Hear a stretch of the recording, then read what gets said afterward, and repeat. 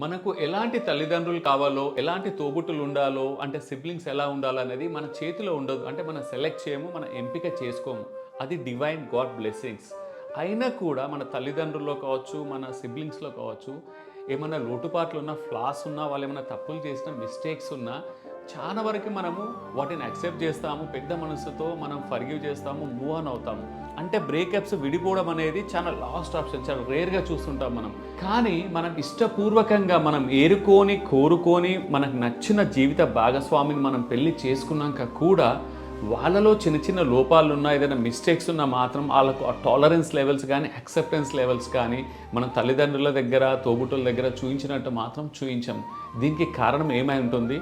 మీరు కమెంట్స్‌లో షేర్ చేయండి. అలాగే టాలరెన్స్ లిమిట్స్ మన తల్లిదండ్రులకు, తోబుట్టులకు ఉన్నట్టు జీవిత భాగస్వామి దగ్గర కూడా ఉండాలా? ఉండకూడదా? మీరేమంటారు? Share your opinion. మనకు